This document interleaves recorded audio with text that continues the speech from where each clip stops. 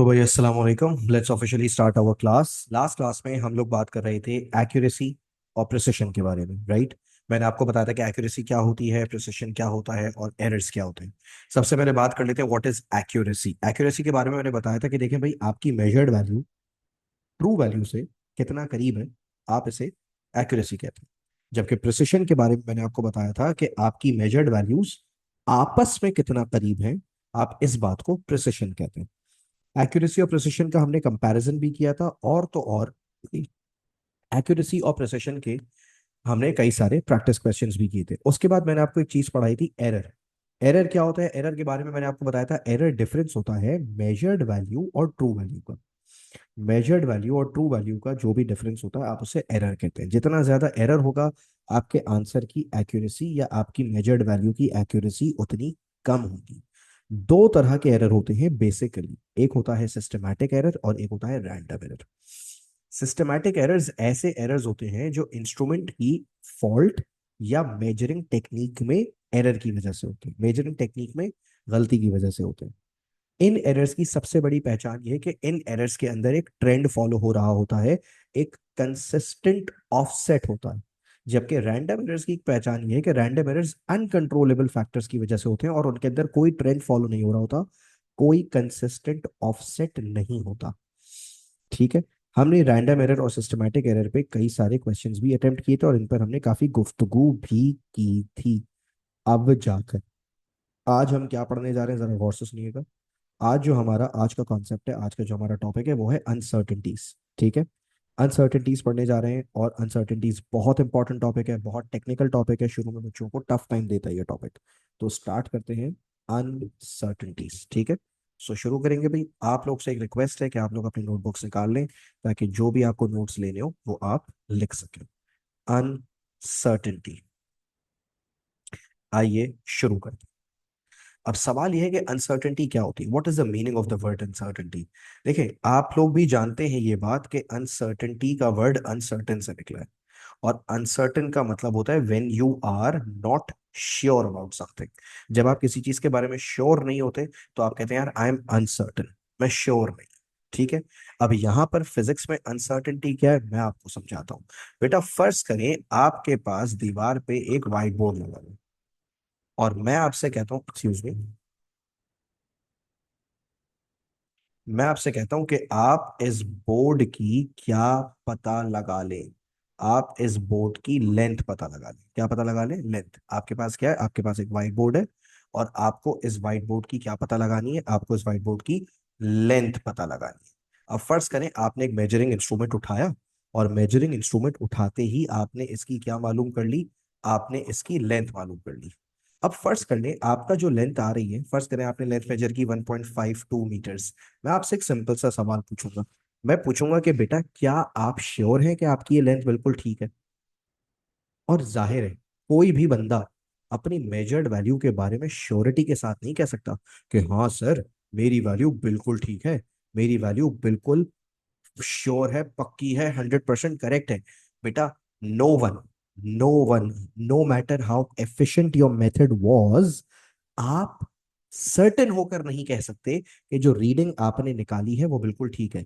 There will be some amount of uncertainty in your reading. आपकी reading में कुछ ना कुछ अनसर्टेनिटी मौजूद होगी। इसी को अनसर्टेनिटी कहते हैं, राइट। तो अनसर्टेनिटी का मतलब है when you are not sure about your reading. जब आपकी रीडिंग में एरर होगा, तो वो एरर आपकी रीडिंग को क्या बना देगा? अनसर्टेन बना देगा। इसे अनसर्टेनिटी कहते हैं। लेकिन अनसर्टेनिटी की एक बेहतर डेफिनेशन भी है मेरे पास। बेहतर डेफिनेशन क्या है? आइए अनसर्टेनिटी के कॉन्सेप्ट को एक एग्जांपल से समझते हैं। फर्ज करें मैं आपसे कहता हूं कि बेटा मेरे पास एक बॉक्स है, इस बॉक्स का मास मेजर करो। क्या मेजर करो? मास। अब तुमने क्या किया? तुमने एक इलेक्ट्रॉनिक बैलेंस लिया, और इस इलेक्ट्रॉनिक बैलेंस के ऊपर इस बॉक्स को रख दिया। और जाहिर है, जब तुमने बॉक्स को इलेक्ट्रॉनिक बैलेंस पे जैसे ही लाके रखा, तुम्हारे पास फर्ज कर लो मास की वैल्यू आ गई 949 ग्राम्स। ठीक है। अब मैं तुमसे पता है क्या पूछूंगा? मैं तुमसे पूछूंगा बेटा आर यू श्योर कि इसका मास 949 है? इनफैक्ट जब तुमने इस इंस्ट्रूमेंट पे देखा, तो वैल्यू थोड़ी बहुत ऊपर नीचे हो रही थी, कभी 949, कभी 950, कभी 949, कभी 951 होता है। अगर आप लोगों ने कभी यूज किया हो ना इलेक्ट्रॉनिक बैलेंस, तो कभी कभार हल्की फुल्की वैल्यू फ्लक्चुएट होती है। तो मैं पूछूंगा बेटा आर यू श्योर कि आपकी वैल्यू 949 बिल्कुल ठीक है? आप बोलोगे नहीं यार मैं श्योर नहीं हूँ। एक काम करता हूँ, just for the sake of surety एक बार और मेजर कर लेते हैं। तो आपने क्या किया, आपने इस ऑब्जेक्ट को इससे उठाया, और उठाने के बाद दोबारा रखा, और जैसे ही आपने दोबारा रखा, हाँ सुनिए हुआ क्या, जैसे ही आपने दोबारा रखा, फर्ज कर लें वैल्यू अचानक से आ गई 951 ग्राम। अब आप परेशान, अबे यार पहले 949 आ रही थी, अब 951 आ रही है। अब आप परेशान के यार कौन सी लूं, 949 लूं या 951 लूं? अब आपने क्या किया, आपने कहा यार एक काम करता हूँ, इस मास को उठाता हूँ, और इस मास को उठाकर एक अलग साइड से प्लेस करता हूँ, यानी कि इसको रोटेट कर देता हूँ। क्या कर देता हूँ? आपने सोचा कि मैं इस मास को इस तरह से रोटेट करता हूँ, और रोटेट करने के बाद इसको ऊपर रखता हूँ, और देखता हूँ क्या मास आ रहा है। और वही हुआ जिसका आपको डर था, जब आपने रोटेट करके रखा, लो मास और चेंज हो गया। अब मास आने लगा 948। और फिर जब आपने दोबारा ट्राई किया, आपने बोले एक और बार कर लेता हूँ, मास आने लगा 952। अब आप परेशान, आपने बोला यार मास की वैल्यू क्या लूं यार, ये तो जब जब रख रहा हूं तब तब कुछ ना कुछ डिफरेंट आ रही है, हल्की फुल्की 1-2 ग्राम से वैल्यू क्या हो रही है, चेंज हो रही है। अब तुम मुझे बताओ, इतनी तो मैथ्स तुम्हें आती है, इतनी तो फिजिक्स तुम्हें आती है, कि जब तुम्हारे पास चार चार वैल्यूज आ चुकी हैं, और जब मैं तुमसे पूछूंगा बेटा मास की वैल्यू क्या निकाली, तो तुम क्या मुझे चारों वैल्यूज बताओगे? 949, 951, 948, 952, क्या तुम मुझे चारों वैल्यूज बताओगे? नहीं, तुम मुझे चारों वैल्यूज नहीं बताओगे। बल्कि तुम मुझे इन चारों वैल्यूज का क्या बताओगे, तुम मुझे इन चारों वैल्यूज का मीन वैल्यू बताओगे। मीन कैसे निकालते हैं, चार्ट पे लिखकर बताओ। How do we find the mean? अगर मुझे इन चारों वैल्यूज का मीन निकालना हो, मैं कैसे निकालूंगा, क्या करूंगा? What will be my step? How will I find the mean of the four masses?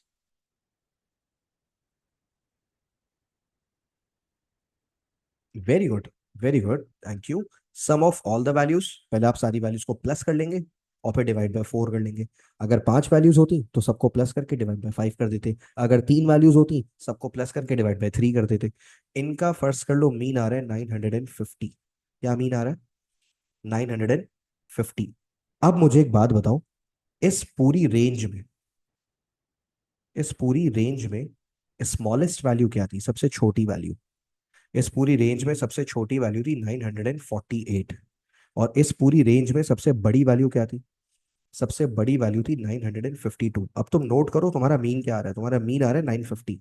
तो तुम अपना मास पता है कैसे लिखोगे, तुम मास को फाइनली बताओगे, सर मेरा मास आ रहा है 950 प्लस माइनस 2 ग्राम्स। अब ये बड़ा इंपॉर्टेंट है, ये जो प्लस माइनस मैंने लिखवाया है ना, this is the crux of the topic. ये प्लस माइनस समझना बहुत इंपॉर्टेंट है। सर ये प्लस माइनस क्या है? समझाता हूँ। ये जो तुमने मास की वैल्यू लिखी है ना, ये तुमने सिर्फ मास की वैल्यू नहीं बताई, साथ में तुमने ये भी बता दिया सर मास की वैल्यू 950 आ रही है, मगर जो एक्चुअल वैल्यू है वो 948 से लेकर 952 तक कुछ भी हो सकती है। ये 948 और 952 कहाँ से आया? अच्छा एक बात बताओ यार, मैंने मास क्या लिखा है? मैंने मास लिखा है 950 प्लस माइनस 2। तुम्हें पता है 950 प्लस 2 कितना होता है? 952। और 950 माइनस 2 कितना होता है? 948। तो इसका मतलब मैं कहना क्या चाह रहा हूं, मैंने बड़ी चालाकी से मास तो बताया, साथ में एक रेंज दे दी प्लस माइनस करके। और हम पता है नॉर्मल लाइफ में, रोजमर्रा जिंदगी में, डेली रूटीन में, हम अक्सर इस तरह से बात करते हैं। जैसे कोई मुझसे पूछेगा, यार ये यहाँ पे ये इस दीवार की लेंथ कितनी है, मैं बोलूंगा यार इस दीवार की लेंथ है, लेट से मैं बोलूंगा यार 3 मीटर की लेंथ है, एक हाथ ऊपर नीचे कर लो, हम कहते हैं ना। जैसे कितनी लेंथ है यार, 3 मीटर की लेंथ है, एक हाथ ऊपर नीचे कर लो, एक हाथ ऊपर नीचे करने को मतलब मार्जिन रख लो, एक हाथ ऊपर नीचे का मार्जिन रख लो। तो ये जो मार्जिन रखने वाली बात है, ये क्या है, ये मैं एक रेंज बता रहा हूँ। जैसे यहाँ पे मैंने मास की वैल्यू क्या बताई, 950 प्लस माइनस 2 ग्राम्स। तो ये जो मैं प्लस माइनस 2 बता रहा हूँ ना, ये मैं एक रेंज बता रहा हूँ। फारिया ये मैंने निकाली कैसे, इसका बाद में निकालने का मैं पूरा तरीका बताऊंगा, डोंट वरी। ये जो अनसर्टेनिटी, ये जो मैंने रेंज बताई है, ये कैसे आती है, ये मैं इसका बाद में पूरा आपको तरीका बताऊंगा, डोंट वरी। ये तो अभी मैं सिर्फ एग्जाम्पल देके समझा रहा हूँ। तो मैं आपको समझा रहा था कि अनसर्टेनिटी क्या होती है, अब जरा गौर से सुनो। मैं काम कर रहा हूँ, मैं ये सारी जो मैंने एग्जाम्पल लिखी है ना यहाँ पे, मैं इसको यहाँ पे रेस करने जा रहा हूँ। अब जरा सुनो और से। मैं तुम्हें अनसर्टेनिटी समझाना चाह रहा हूँ कि अनसर्टेनिटी दरअसल होती क्या है। देखो ये जो मैंने मास की वैल्यू लिखी है, कितनी लिखी है, 950 ±2 ग्राम्स। इसमें तुम्हें पता है ये जो 950 है, ये 950 क्या है? ये 950 शो कर रहा है किसको पता है? मीन वैल्यू को। जब भी किसी मेजरमेंट को लिखा जाता है तो प्लस माइनस से पहले जो चीज लिखी होती है ना बेटा, जो चीज प्लस माइनस से पहले लिखी होती है वो होती है मीन वैल्यू। और जो चीज प्लस माइनस के बाद लिखी होती है ना, ये वाली, ये कहलाएगी एब्सोलूट अनसर्टेनिटी। क्या कहलाती है बेटा ये? Absolute uncertainty. तो अगर मैं तुमसे पूछूं बेटा अनसर्टेनिटी होती क्या है, व्हाट इज अनसर्टेनिटी, तो अनसर्टेनिटी दरअसल एक रेंज है। तुम मुझे एक बात बताओ ना, ये जो मैंने वैल्यू लिखी है 950 ±2, इसमें रेंज कितनी बन रही है? What is the range? तुम बोलोगे सर रेंज निकालना तो बड़ा आसान है। 950 - 2 कितना होता है? 948। और 950 + 2 कितना होता है? 952। अब बताओ रेंज कितनी आ गई?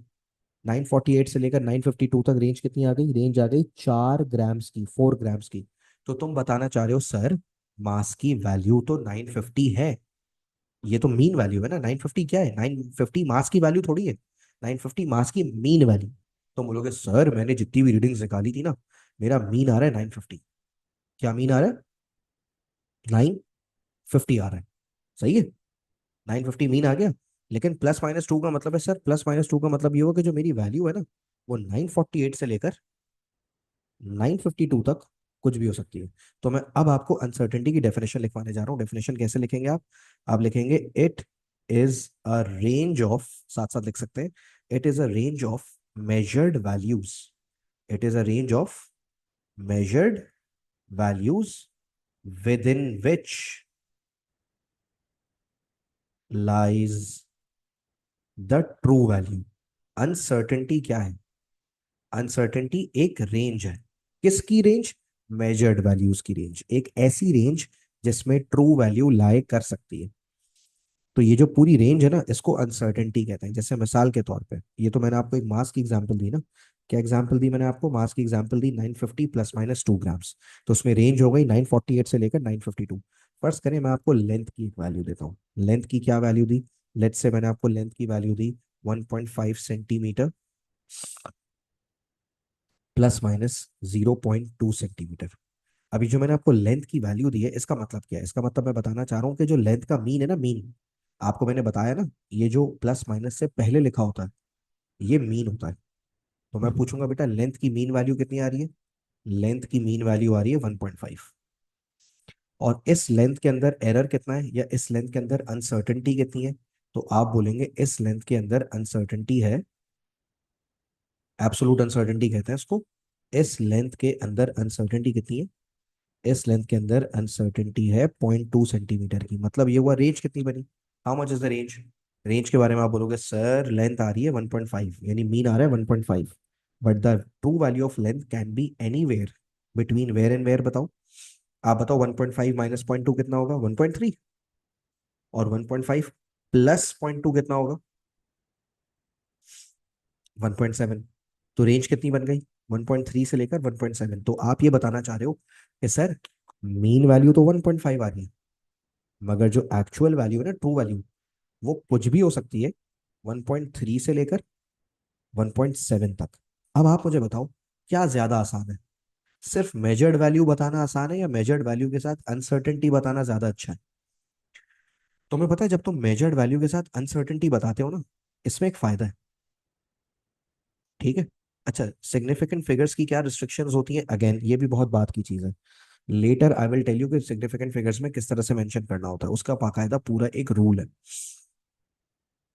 अब मैं तुमसे एक सवाल पूछ रहा था, मेरा सवाल कुछ और था।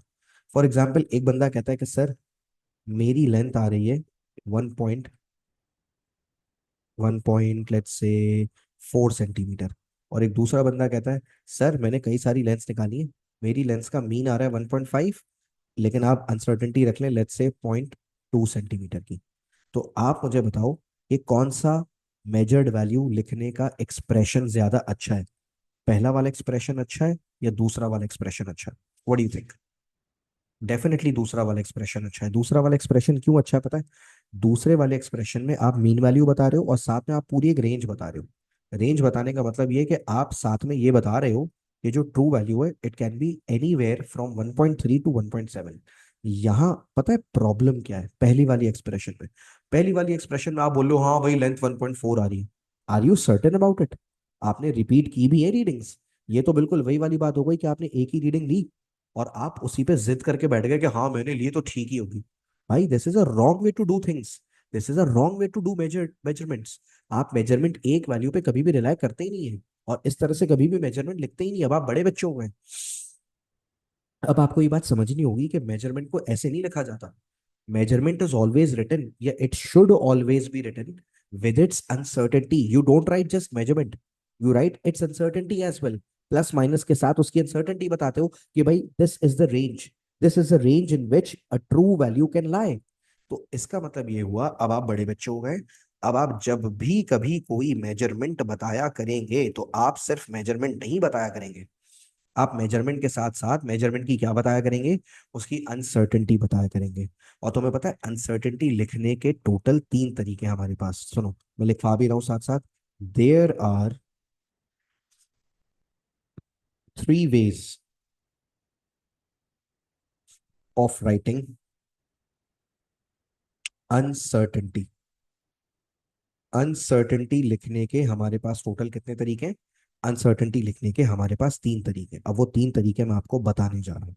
जरा पहले इन तीनों तरीकों के नाम सुनो। जो पहला तरीका है वो कहलाता है एब्सोलूट अनसर्टेनिटी। क्या कहलाता है पहला तरीका? Absolute uncertainty. इसको थोड़ा नीचे करके लिखते हैं जानबूझ के। Absolute uncertainty. जो दूसरा तरीका है वो कहलाता है फ्रैक्शनल अनसर्टेनिटी। और जो तीसरा तरीका है वो कहलाता है परसेंटेज अनसर्टेनिटी। अब आप सोचोगे सर ये क्या होता है? Absolute uncertainty, fractional uncertainty, percentage uncertainty. अभी बताता हूँ। बहुत आसान है, सुनो। एब्सोलूट अनसर्टेनिटी क्या होती है पहले तो ये सुनो, ये सबसे इजी है। ऊपर फर्ज करो मैं तुम्हें एक एग्जांपल दे रहा हूँ। एग्जांपल मास की वैल्यू है 950 प्लस माइनस 2 ग्राम्स। मैंने ऊपर एक एग्जांपल वैल्यू लिखी हुई है। क्या लिखी हुई example value? 950 plus minus 2 grams. अब मैं तुमसे एक पहला सवाल पूछता हूँ। मैं पूछता हूँ बेटा बताओ इस मास की वैल्यू में एब्सोलूट अनसर्टेनिटी कितनी है? तुम पता है क्या बोलोगे? तुम बोलोगे सर इस मास में एब्सोलूट अनसर्टेनिटी है, एब्सोलूट अनसर्टेनिटी है 2 ग्राम्स। कितनी है? 2 ग्राम्स। कैसे पता चला? अभी तो थोड़ी देर पहले बताया था। प्लस माइनस के बाद जो लिखा हुआ होता है आप उसे एब्सोलूट अनसर्टेनिटी कहते हैं। कितनी एब्सोलूट अनसर्टेनिटी? मास की ये जो वैल्यू दी हुई है मैंने आपको इसके अंदर एब्सोलूट अनसर्टेनिटी कितनी है? 2 ग्राम्स। और आपको पता है एब्सोलूट अनसर्टेनिटी को आप कैसे एक्सप्रेस करेंगे? आप उसको लिखेंगे डेल्टा एम।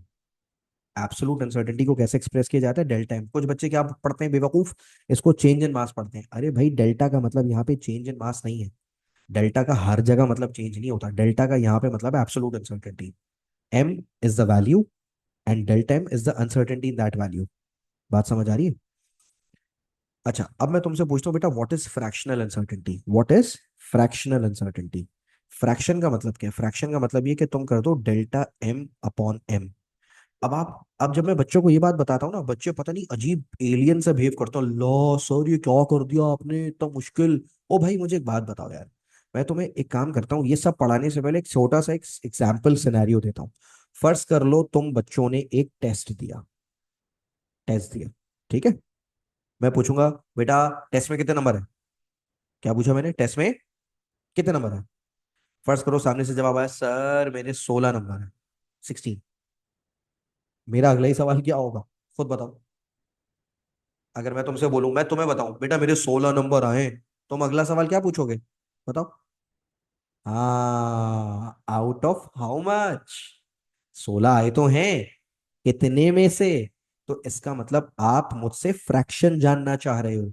मैं बोलूंगा यार मेरे 16 हैं 50 में से। खुश तो मैं ऐसे हो रहा था जैसे 16 आए हो 20 में से, है ना? मैं कहता हूँ "ओए, मेरे 16 आए लेकिन 16 50 में से आए। तो देखो फ्रैक्शन मिल गया। ये एब्सोलूट था, ये फ्रैक्शन है। समझ रहे हो? अब अगर फर्ज करो मैं बोलता हूँ परसेंटेज कैसे निकालूं, तो तुम इसी फ्रैक्शन को मल्टीप्लाई बाय क्या कर देना, मल्टीप्लाई बाय 100 कर देना। तो ये एब्सोलूट आ गया, ये फ्रैक्शन आ गया, ये परसेंटेज आ गया। कितना आसान है। अब सुनो, इसी चीज को, इसी कॉन्सेप्ट को अप्लाई करो ऊपर जो मैं पढ़ा रहा था। मैंने पूछा बेटा मास में अनसर्टेनिटी कितनी है, तुम बोलोगे सर अनसर्टेनिटी है 2। फिर मैं पूछूंगा फ्रैक्शन बताओ, 2 आउट ऑफ व्हाट, तुम बोलोगे सर 2 आउट ऑफ 950। समझ रहे हो, 2 out of 950, 2 grams out of, oh sorry ये ऊपर चला गया, I am so sorry, 2 out of 950 grams. बात समझ आ रही है। जिसका जवाब कुछ कितना आएगा बताओ, हाउ मच। ये आ गया कैलकुलेटर, ये देखो, 2 डिवाइडेड बाय 950, जवाब आ रहा है 0.0021। और फिर अगर मैंने पूछ लिया बेटा बताओ परसेंटेज कितनी है, तो परसेंटेज कैसे बताओगे, तुम करोगे सर परसेंटेज है, इसी फ्रैक्शन को, परसेंटेज कैसे लिखेंगे, ऐसे लिखेंगे। पहले तो मैं परसेंटेज लिखने का तरीका बताऊं। परसेंटेज का मतलब है M%, एम के साथ ऐसे परसेंट लगा दो परसेंटेज। और परसेंटेज निकालोगे कैसे बच्चों, परसेंटेज निकालोगे, तरीका बहुत आसान है, सुनो। आप फ्रैक्शनल अनसर्टेनिटी को ही मल्टीप्लाइड बाय 100 कर दो, मतलब आपने वो जो 2/90 950 किया था ना, आप उसी को मल्टीप्लाइड बाय 100 कर दो, जवाब आ जाएगा 0.21%। तो देखो परसेंट से फायदा क्या हुआ, परसेंट से तुम्हें ये पता चल गया, अच्छा मतलब मेरी रीडिंग में इतना परसेंट एरर है, 0.21% एरर। और देखो 0.21% एरर कोई बहुत ज्यादा नहीं होता, बहुत थोड़ा सा होता है। रीडिंग 0.21% ही खराब है ना, खैर हो गई। तो देखो परसेंटेज का बड़ा फायदा है, परसेंटेज से आपको ये अंदाजा होता है कि आपकी रीडिंग कितनी अच्छी है या कितनी बुरी है। परसेंटेज एरर जितना ज्यादा होगा, यानी परसेंटेज अनसर्टेनिटी जितनी ज्यादा होगी, आपकी रीडिंग उतनी खराब है। परसेंटेज एरर जितना कम होगा, आपकी रीडिंग उतनी अच्छी है। अब जैसे ये जो मैंने एग्जांपल दिया आपको मास वाली, इसमें कितना आ रहा है परसेंटेज एरर, सिर्फ 0.21। तो ये तो अच्छा है ना यार, काफी कम है ये। ज्यादा होता, फर्स्ट कर लो आपकी रीडिंग में 10% का एरर होता, भाई 10% का एरर बहुत होता है। बात समझ आ रही है। तो ये तो सिर्फ 0.21% का एरर है। तो देखो अनसर्टेनिटी फिर से मैंने बताया कि लिखने के कितने तरीके, 3 तरीके। जैसे तुम्हारे 16 नंबर आए, अब तुम कितनी तरीकों से बता सकते हो तुम्हारे 16 नंबर आए। एक तरीका ये है कि तुम एब्सोलूट बताओ, सर 16 है 16, ये एब्सोलूट तरीका। अगला तरीका फ्रैक्शन बताओ, मैं पूछूंगा भाई कितने में से आए 16, बोलोगे भाई यार सर 50 में से आए 16, तो 16 आउट ऑफ 50 ये फ्रैक्शन। फिर एक तरीका ये कि तुम अपने मार्क्स परसेंटेज में बताओ, सर परसेंटेज कितनी है 16 आउट ऑफ 50 मल्टीप्लाइड बाय 100। समझ रहे हो। तो अनसर्टेनिटी लिखने के भी कितने तरीके, अनसर्टेनिटी लिखने के भी 3 तरीके हैं। पहला तरीका क्या है, पहला तरीका एब्सोलूट, डायरेक्ट बता दो जितनी भी अनसर्टेनिटी है 2 ग्राम्स। दूसरा तरीका क्या है, उसी चीज को फ्रैक्शन में बता दो, 2 आउट ऑफ व्हाट, 950। और तीसरा तरीका ये कि उसी को आप परसेंटेज में बता दो, 2 out of 950 multiplied by 100, percentage आ जाएगी। बात समझ आ गई, ये सीन है भाई। अच्छा एक और चीज नोट की तुमने, यार पता नहीं नहीं की, तुमने नोट किया मैंने एब्सोलूट अनसर्टेनिटी के साथ यूनिट लिखा है 2 ग्राम्स, लेकिन मैंने फ्रैक्शनल अनसर्टेनिटी के साथ भी यूनिट नहीं लिखा हुआ, और मैंने परसेंटेज अनसर्टेनिटी के साथ भी यूनिट नहीं लिखा हुआ। क्यों नहीं लिखा हुआ बताओ।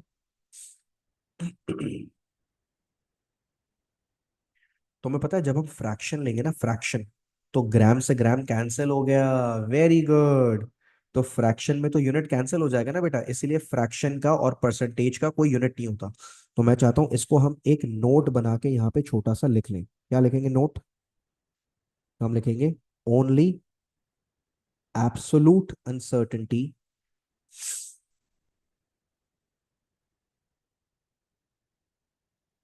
Can have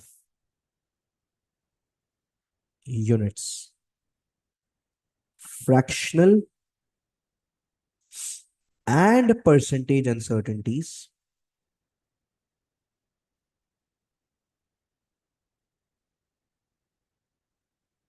do not have units। और ये बात आप लोगों ने याद रखनी है। क्लियर हो गया। अच्छा ये जो मैंने आपको अनसर्टेनिटी लिखने के 3 तरीके बताए, एक काम करते हैं, एक छोटी सी एक्सरसाइज कर लेते हैं कि हमें समझ आया भी है। फर्ज कर लो मैं तुम्हें लेंथ की एक वैल्यू देता हूँ। लेंथ की क्या वैल्यू दी मैंने तुम्हें? लेंथ की वैल्यू दी 1.5 प्लस माइनस 0.1 सेंटीमीटर। और ये लेंथ की वैल्यू देके मैंने तुमसे तीन बातें पूछ ली। मैंने कहा मुझे इस लेंथ की एब्सोल्यूट अनसर्टेनिटी भी बताओ, मुझे इसकी फ्रैक्शनल अनसर्टेनिटी भी बताओ, मुझे इसकी परसेंटेज अनसर्टेनिटी भी बताओ। सबसे पहले बताओ एब्सोल्यूट अनसर्टेनिटी कितनी है? चैट पे लिख के बता सकते हो। एब्सोल्यूट अनसर्टेनिटी कितनी है बताओ। एब्सोल्यूट अनसर्टेनिटी को वैसे भी हम डेल्टा एल लिखेंगे। और डेल्टा एल की वैल्यू कितनी है? वेरी गुड, एब्सोल्यूट अनसर्टेनिटी है 0.1 सेंटीमीटर। परफेक्ट। फिर मैं कहता हूँ बेटा मुझे इसी लेंथ की फ्रैक्शनल अनसर्टेनिटी बताओ। फ्रैक्शनल अनसर्टेनिटी का मतलब होता है डेल्टा एल अपॉन एल, मतलब 0.1 डिवाइडेड बाई 1.5। समझ आ रही है बात? और अगर मैं कहता नहीं बेटा आप मुझे इसकी परसेंटेज अनसर्टेनिटी बताओ। Thank you for calculating it for. Absolute uncertainty आ रही है 0.0667। अच्छा अब मुझे इसकी परसेंटेज अनसर्टेनिटी बताओ। परसेंटेज अनसर्टेनिटी कोई नई चीज नहीं है। परसेंटेज अनसर्टेनिटी यानी एल परसेंट। आपको पता है अगर एल परसेंट निकालना है तो क्या करोगे आप? अगर आपको एल परसेंट निकालना है तो आप डेल्टा एल को एल से डिवाइड कराओ और मल्टीप्लाइड बाय 100 करा दो। मतलब ये हुआ कि आप 0.1 को 1.5 से डिवाइड करवाओगे और मल्टीप्लाइड बाय 100 करवा दोगे, जवाब आ जाएगा 6.67%। तो लेंथ के अंदर 6.67 की अनसर्टेनिटी आ रही है, राइट? अभी फिलहाल तीन डेसिमल प्लेस आ रहे हैं ना, दो डेसिमल प्लेस, इनको इतना ही लिखो। वो मैं बाद में बताऊंगा कि डेसिमल प्लेसेस का और सिग्निफिकेंट फिगर्स का क्या करना है, जब हम सवालात करेंगे, जब मैं आपको पास पेपर्स पे लेकर आऊंगा। अभी मैंने अगर आपको एक साथ इतने सारे रूल्स बता दिए ना, आपके लिए बहुत ओवरवेलमिंग हो जाएगा। क्योंकि इसमें कोई शक नहीं है कि इस चैप्टर में बहुत रूल्स हैं, वाकई में बहुत रूल्स हैं। क्लियर हो गया? तो भाई अनसर्टेनिटी के बारे में हमने बेसिक्स तो समझ लिए कि अनसर्टेनिटी को लिखते कैसे हैं, कितने तरीके होते हैं, अनसर्टेनिटी होती क्या है। अब हम करने जा रहे हैं थोड़ा सा टेक्निकल काम। क्या है वो टेक्निकल काम? आप हेडिंग डालेंगे कैलकुलेशंस, calculations involving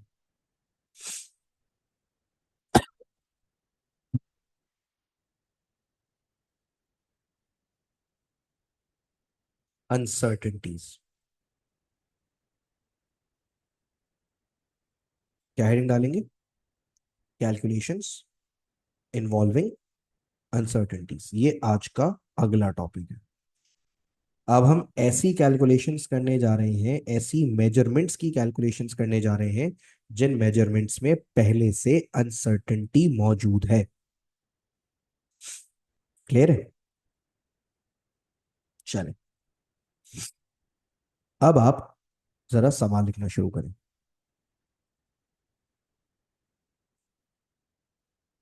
आपको एक लेंथ दी हुई है, लेंथ का नाम है एक्स, और x की वैल्यू है 1.5 प्लस माइनस 0.1 सेंटीमीटर। और आपको एक और लेंथ दी हुई है y, और y का नाम है 1.0 प्लस माइनस 0.2 सेंटीमीटर। हाँ भाई, आपको कितनी लेंथ दी हुई है? आपको दो लेंथ दी हुई, एक लेंथ दी हुई है x और एक लेंथ दी हुई है y। क्लियर हो गया? अब आपको करना क्या है? आपको एक सवाल दिया जा रहा है, सवाल सुनिएगा। Question 1। Calculate a new length. Calculate a new length z, which is equal to x plus y. Calculate a new length z, which is equal to x plus y. Also determine the absolute uncertainty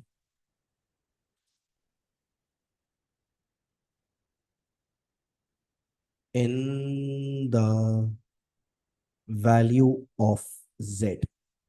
क्या सवाल है? आपसे कहा calculate a new length z which is equal to x plus Y, also determine the absolute uncertainty in the value of z। अब आइए इसकी working करते हैं, कैसे होगा ये सवाल। पहले तो बताओ z निकालेंगे कैसे? z का फॉर्मूला गिवन है। जेड क्या है, आप बोलोगे सर जेड एक और लेंथ है, एक न्यू लेंथ है। और मैं पूछूंगा जेड का फॉर्मूला क्या है, आप बोलोगे सर जेड का फॉर्मूला है Z is equal to X plus Y. तो एक काम करते हैं ना, पहले तो जेड निकालते हैं, जेड निकालने में क्या प्रॉब्लम है। कैसे जेड निकालोगे, एक्स की जगह क्या रखोगे, एक्स की जगह रखोगे जो वैल्यू है, एक्स की क्या वैल्यू दी हुई है आपको सवाल में बताओ, 1.5।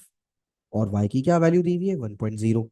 आप दोनों को करो प्लस, क्या आंसर आएगा, जेड का आंसर आ गया आपका 2.5 सेंटीमीटर, हो गया जेड तो आ गया।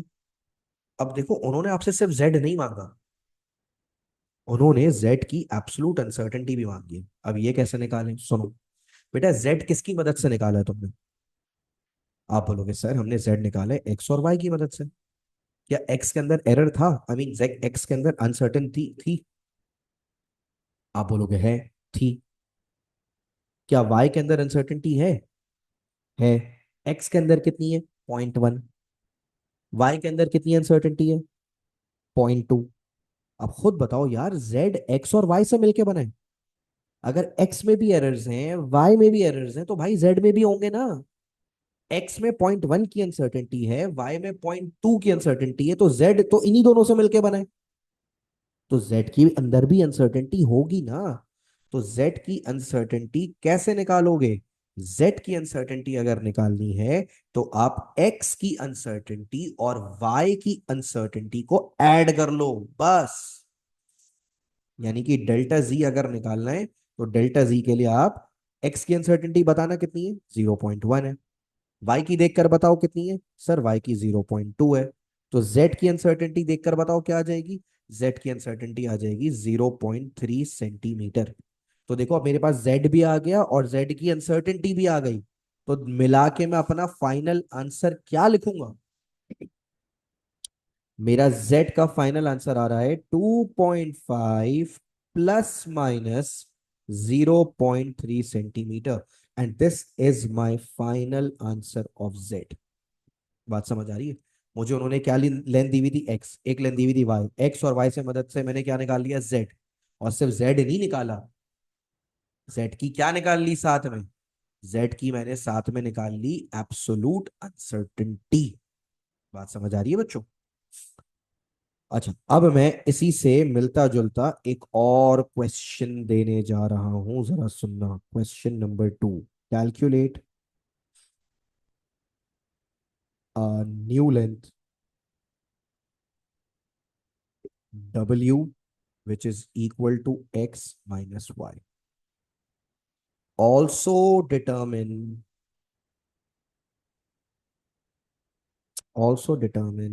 the absolute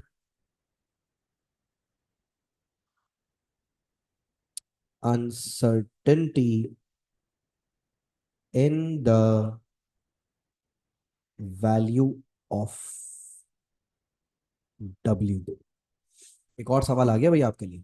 कह रहे हैं एक लेंथ है W, W निकालो। कैसे निकाले W, देखिए W का तो फॉर्मूला आपको पहले से दिया हुआ है। क्या फॉर्मूला दिया हुआ है W का, W का फॉर्मूला दिया हुआ है x माइनस वाई। और कह रहे हैं सिर्फ W नहीं निकाले, W की साथ में अनसर्टेनिटी भी निकालें। आइए करते हैं। पहले तो W का फॉर्मूला लगाएंगे, x माइनस वाई। एक्स की वैल्यू थी 1.5, वाई की वैल्यू थी 1.0। तो W की वैल्यू आ गई 0.5 सेंटीमीटर। आ गया W, कितना आसान है। अब आ जाए अगले पे, क्या निकालना है भाई साहब, अब हमें निकालना है W की अनसर्टेनिटी। अब यहाँ पे कुछ बच्चों को एक मिसकॉन्सेप्ट होता है कि सर देखिए, पीछे Z की अनसर्टेनिटी निकाल ली थी एक्स और वाई की प्लस करके, यहाँ W की अनसर्टेनिटी निकाल लेंगे एक्स और वाई को माइनस करके। और क्यों सोचते हैं बच्चे ऐसा माइनस करके, क्योंकि sir W X minus Y था ना। तो W की अनसर्टेनिटी भी कैसा आ जाएगी, एक्स माइनस वाई करके आ जाएगी, delta X minus delta Y. अरे नहीं भाई, W की अनसर्टेनिटी निकालोगे delta X plus delta Y से। अब बच्चा बोलता है सर क्यों सर, आप प्लस क्यों कर रहे हैं, W का फॉर्मूला तो एक्स माइनस वाई था। तो W की अनसर्टेनिटी निकालने के लिए आप दोनों की अनसर्टेनिटीज को ऐड क्यों कर रहे हैं। मुझे एक बात बताओ मेरे प्यारे बच्चों, डब्ल्यू एक्स और वाई से आया है ना? क्या एक्स में एरर्स थे? हाँ सर, एरर्स थे, अनसर्टेनिटी थी। पॉइंट 1। क्या वाई में एरर्स थे? थी अनसर्टेनिटी। हाँ सर, वाई में थी अनसर्टेनिटी। पॉइंट 2। अब खुद बताओ, डब्ल्यू एक्स और वाई से मिलकर आया है। एक्स में भी गलतियां, वाई में भी गलतियां। तो जब दो गलत चीजों से या दो गलतियों वाली चीजों से एक तीसरी चीज निकालोगे, तो भाई उसके अंदर गलतियां बढ़ जाएंगी ना, या कम हो जाएंगी? जाहिर है बढ़ जाएंगी यार। देखो, ऑल्दो आई अंडरस्टैंड कि W is equal to X minus Y, but W X और वाई से आया है। अगर एक्स में भी एरर था, वाई में भी एरर था, तो डब्ल्यू के अंदर एरर्स की तादाद बढ़ जाएगी। एक्स का एरर था पॉइंट 1 और वाई का था पॉइंट 2। डब्ल्यू का एरर आ जाएगा पॉइंट 3। तो इससे हमने एक बात सीखी भाई, सुनो, जो आपने अभी चैट पे भी बताई फारिया, वेरी गुड। हमने ये सीखा कि भाई चाहे दो वैल्यूज प्लस हो या चाहे माइनस हो, उनकी एब्सोलूट अनसर्टेनिटीज सिर्फ ऐड होंगी, सबट्रैक्ट नहीं होती अनसर्टेनिटीज। समझ रहे हो? एरर एरर मिलकर बड़ा एरर आता है, छोटा एरर नहीं आता। तो मैं फाइनल आंसर को कैसे एक्सप्रेस करूंगा? मैं फाइनल आंसर को लिखूंगा W is equal to 0.5 plus minus 0.3 centimetre. This is my final answer of W. और हमने क्या सीखा? हम इस लर्निंग को ना नोट बना के लिख लेते हैं, वरना भूल ना जाए। क्या नोट लिखेंगे जरा सुनो, ठीक है? Whether measurements whether measurements are added और subtracted। भाई, मेजरमेंट्स चाहे ऐड हो या सब्ट्रैक्ट हो, ठीक है? Absolute uncertainties absolute uncertainties are always added. ऐसा, एब्सोलूट अनसर्टेनिटी सिर्फ क्या होती है भाई? सिर्फ ऐड होती है, सब्ट्रैक्ट नहीं होती। बात समझ आ रही है? वेदर मेजरमेंट्स आर एडेड और सब्ट्रैक्टेड। आप मेजर्ड वैल्यूज को प्लस करो माइनस करो, हु कैर्स? एब्सोलूट अनसर्टेनिटी के लिए आप उन्हें सिर्फ ऐड ही करोगे, सब्ट्रैक्ट नहीं करोगे। याद हो गया? अब जब मैं ये बच्चों को पढ़ा देता हूँ ना, तो बच्चों का दिमाग चलने लगता है, ठक ठक। बच्चे कहते हैं सर, आपने कहा वैल्यूज ऐड होती हैं और सब्ट्रैक्ट होती हैं, तो अनसर्टेनिटी निकालने के लिए हमेशा ऐड करना पड़ता है। सर, ऐसा भी तो हो सकता है कि वैल्यूज मल्टीप्लाई हो रही हो या डिवाइड हो रही हो। तो बस आपकी इसी फरमाइश पर एक सवाल लेकर आ रहा हूं। देखो, एक सवाल आ रहा है, question number 3। Calculate an area A is equal to X Y. Calculate an area A is equal to X Y. Area निकालना है आपने, एरिया की वैल्यू है A is equal to X Y. अब आपसे आगे क्या कह रहे हैं, जरा आगे की स्टोरी सुनिएगा। Calculate an area A is equal to X Y, also calculate the percentage and absolute uncertainty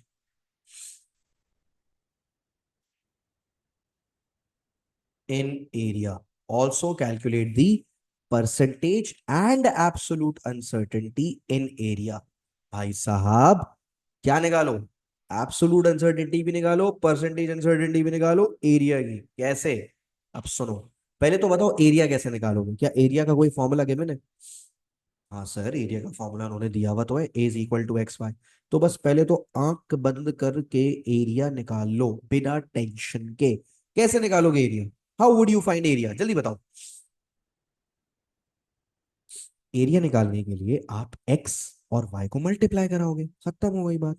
1.5 into 1.0, और एरिया का आंसर आ जाएगा 1.5। अच्छा, यूनिट का ख्याल रखना भाई, सेंटीमीटर इंटू सेंटीमीटर जवाब आना चाहिए सेंटीमीटर स्क्वायर में। एरिया तो आ गया जबरदस्त। अब आ रहा है अगला सवाल, अगला सवाल। अब वो आपसे कह रहे हैं एरिया की अनसर्टेनिटी निकालो। मेरा आपसे एक सवाल है, एक्स और वाई आपस में क्या प्लस हो रहे हैं? आप बोलोगे नहीं। क्या एक्स और वाई माइनस हो रहे हैं? आप बोलोगे नहीं। आप बोलोगे सर एक्स और वाई ना प्लस हो रहे हैं ना माइनस हो रहे हैं बल्कि मल्टीप्लाई हो रहे हैं। अब मल्टीप्लिकेशन में ना रूल अलग है। मल्टीप्लिकेशन में आप एब्सोलूट अनसर्टेनिटीज को प्लस नहीं करते हैं। क्या? जब दो वैल्यूज मल्टीप्लाई हो तो उनकी एब्सोलूट अनसर्टेनिटीज को प्लस नहीं करते? जी नहीं। तो सर फिर क्या करते हैं? अगर एब्सोलूट अनसर्टेनिटीज को प्लस नहीं करते तो फिर क्या करते हैं? मैं बता रहा हूं। आप उनकी एब्सोलूट अनसर्टेनिटीज को प्लस नहीं करेंगे, आप उनकी परसेंटेज अनसर्टेनिटीज को प्लस करेंगे। और एरिया की इससे परसेंटेज अनसर्टेनिटी आ जाएगी। अब बच्चा बोलता है सर ये क्या तरीका है? क्यों निकालने परसेंटेज अनसर्टेनिटी, सीधा सीधा डेल्टा एक्स और डेल्टा वाई को प्लस करते डेल्टा ए आ जाता। जी नहीं। यही तो पंगा है। यहाँ प्लस और माइनस का सवाल नहीं है, यहाँ मल्टीप्लाई का सवाल है। और यहाँ परसेंटेज अनसर्टेनिटीज ऐड होती हैं। अब आप बोलोगे सर बात पल्ले नहीं पड़ी, समझ नहीं आई, क्यों ऐसा क्यों कर रहे हैं हम? कोई रीजन भी तो होगा ना। रीजन देता हूँ। बेटा देखो, आप दो वैल्यूज यहाँ पे प्लस या माइनस नहीं कर रहे, तो उनके एरर्स प्लस या माइनस थोड़ी होंगे। देखो, जब दो वैल्यूज प्लस होती हैं या माइनस होती हैं ना, उनके एरर्स प्लस हो जाते हैं। लेकिन यहाँ वैल्यूज मल्टीप्लाई हो रही है, मल्टीप्लीकेशन का इफेक्ट बड़ा होता है। तो इसलिए यहाँ पे आप इनके परसेंटेज एरर्स को प्लस करते हो। मैं एक छोटी सी मिसाल देता हूँ, अल्लाह करे तुम लोगों को थोड़ी सी पल्ले पड़ जाए। तुम लोगों को पता है, तुम लोगों के जो पेपर के कंपोनेंट्स होते हैं, paper one, paper two, paper three, तुम्हें पता है इनका कंसोलिडेटेड रिजल्ट कैसे बनता है? इनके परसेंटेजेस देखे जाते हैं। तो मैं अक्सर टीचर्स बताते होंगे, मैंने भी बताया था, बेटा पेपर वन की इतनी वेटेज है इतने परसेंट, पेपर टू की इतनी वेटेज है इतने परसेंट, पेपर थ्री की इतने परसेंट। वहां क्या कर रहे हो पता है? वहां परसेंटेजेस को प्लस करते हो। समझ रहे हो? वहां परसेंटेजेस को ऐड अप करते हो। यहाँ पर भी यही वाला चक्कर है। यहाँ पे परसेंटेजेस को ऐड अप करना पड़ेगा। अब आप बोलोगे सर कैसे निकालेंगे परसेंटेज को ऐड? अभी सिखा देते हैं आपको, ये देखें। परसेंटेज अनसर्टेनिटी निकालना कोई मुश्किल है क्या? एक्स की परसेंटेज अनसर्टेनिटी कैसे निकालोगे? अभी थोड़ी देर पहले बताया तो था। परसेंटेज अनसर्टेनिटी जरा चलो ऊपर कैसे निकालते हैं। ये देखो, ये लिखा हुआ परसेंटेज अनसर्टेनिटी को निकालने का तरीका। आप एब्सोलूट वैल्यू को मीन वैल्यू से डिवाइड कर देते हैं, फ्रैक्शन बनाते हो, फिर फ्रैक्शन को मल्टीप्लाई बाय 100 कर देते हैं। ये देखें, मैं परसेंटेज लिख रहा हूँ एक्स की। कैसे निकालूंगा एक्स की percentage uncertainty? 0.1 divided by 1.5 multiplied by 100। और वाई की कैसे निकालूंगा? 0.2 डिवाइडेड बाय 1.0 मल्टीप्लाइड बाय 100। इससे क्या आ गई? एक्स और वाई की परसेंटेज अनसर्टेनिटीज आ गई। जब आप इन दोनों परसेंटेज अनसर्टेनिटीज को प्लस कर लोगे ना, आपके पास एरिया की परसेंटेज अनसर्टेनिटी आ जाएगी। निकालो एरिया की परसेंटेज अनसर्टेनिटी प्लस करके। ये देखो कैलकुलेटर आ गया। आइए प्लस करते हैं।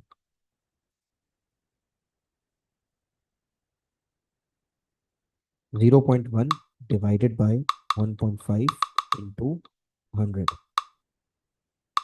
Plus 0.2 divided by 1.0 multiplied by 100। जवाब आ रहा है 26.6666, तो 26.7% कर देते हैं इसको। हाँ भाई, क्या निकाल लिया ये मैंने बच्चों? ये मैंने एरिया की परसेंटेज अनसर्टेनिटी निकाल ली। अब आप बोलोगे सर ये तो परसेंटेज आई है, एब्सोलूट भी निकालें। एब्सोलूट अभी निकाल लेते हैं, अभी 1 मिनट में आ जाएगी। आप बताओ, परसेंटेज अनसर्टेनिटी का फॉर्मूला क्या होता है? आप बोलोगे सर ये तो बहुत आसान है। परसेंटेज अनसर्टेनिटी बराबर होती है delta A upon A multiplied by 100 के। किसके बराबर होती है percentage uncertainty? Delta A upon A multiplied by 100 की। कितना आसान है। परसेंटेज अनसर्टेनिटी मैंने अभी अभी कितनी निकाली है? 26.7।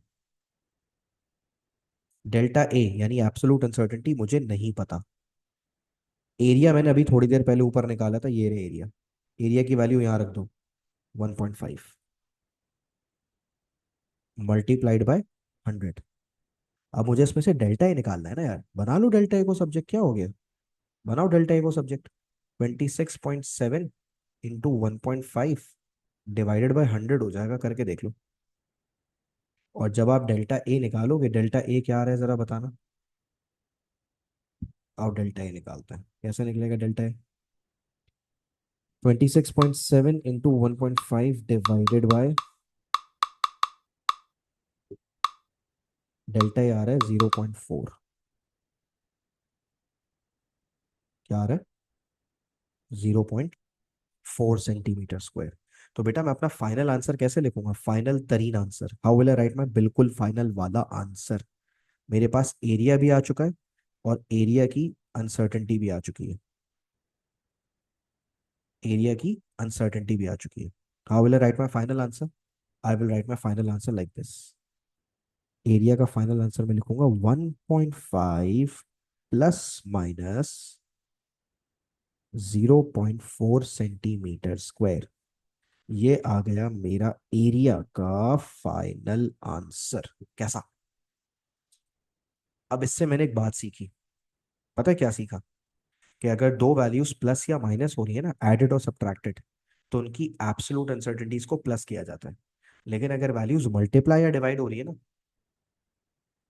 तो उनकी एब्सोल्यूट अनसर्टेनिटीज को प्लस नहीं करते, उनकी परसेंटेज अनसर्टेनिटीज को प्लस करते हैं। बात समझ आ रही है? अगर वैल्यूज मल्टीप्लाई या डिवाइड हो रही है तो हम उनकी परसेंटेज अनसर्टेनिटीज को प्लस करते हैं। जैसे मैं तुम्हें एक छोटा सा एग्जांपल देता हूँ, ठीक है? फॉर एग्जांपल मुझे निकालना है डेंसिटी का फॉर्मूला है मास अपॉन वॉल्यूम। क्या है डेंसिटी का फॉर्मूला? मास अपॉन वॉल्यूम। अभी डिवाइड वाला क्वेश्चन भी करवा रहा हूँ बेटा, डोंट वरी, हम करेंगे डिवाइड वाला क्वेश्चन करेंगे। अब फर्स्ट करो, एग्जामिनर ने मुझे मास और वॉल्यूम के वैल्यूज दिए हैं। फर्स्ट कर लो, मास का दिया हुआ है 950 प्लस माइनस 2 ग्राम्स, और वॉल्यूम दिया हुआ है, वॉल्यूम कितना लें? वॉल्यूम की कोई एक वैल्यू अज्यूम करते हैं।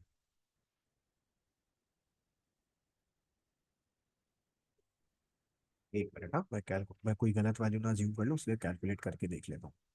ये गलत तो नहीं आ रहा उससे?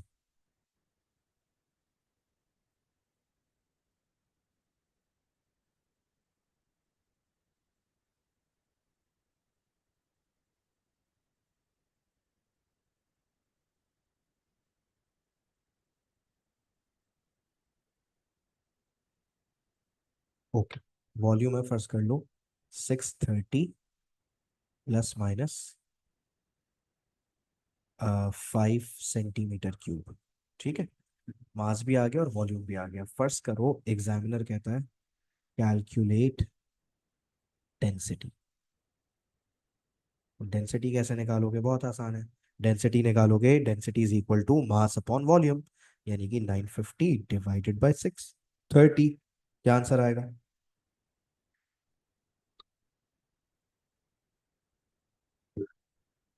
तो जब मैंने 950 डिवाइड बाय 630 के आंसर आ रहा है 1.507। आप इसको 1.51 लिख लें, ग्राम पर सीएम क्यूब। ठीक है, डेंसिटी आ गई। अच्छा, कैलकुलेट डेंसिटी के बाद फर्स्ट कर लें जो अगला पार्ट है ना क्वेश्चन का। अगला पार्ट वो बोल रहा है calculate, calculate percentage uncertainty, calculate percentage uncertainty इन डेंसिटी। अब ये कैसे करेंगे? अच्छा देखो, डेंसिटी का फॉर्मूला क्या है? मास अपॉन वॉल्यूम। मास और वॉल्यूम क्या प्लस हो रहे हैं? नहीं सर। माइनस हो रहे हैं? नहीं सर। क्या हो रहे हैं फिर? सर डिवाइड हो रहे हैं। देखो, जब वैल्यूज मल्टीप्लाई हो या डिवाइड हो, you don't play with their absolute uncertainties, you play with their percentage uncertainties. यानी अगर आपको डेंसिटी की परसेंटेज अनसर्टेनिटी निकालनी है ना, तो आप मास की परसेंटेज अनसर्टेनिटी प्लस वॉल्यूम की परसेंटेज अनसर्टेनिटी करोगे। अब देखो, मैं वैल्यूज पुट करवाता हूँ। मास की परसेंटेज अनसर्टेनिटी कैसे निकालोगे? बहुत आसान है, 2 डिवाइड बाय 950। और वॉल्यूम की कैसे निकालोगे? 5 डिवाइडेड बाय 630। अब बच्चा बोलता है सर, ओ नो सर, आप तो मल्टीप्लाई बाय 100 लिखना ही भूल गए। ओहो, क्या करूं? कोई मसला नहीं है, एंड में बिल्कुल फाइनल आंसर को मल्टीप्लाई बाय 100 कर लेंगे, एक ही बात है यार, मैथ्स है।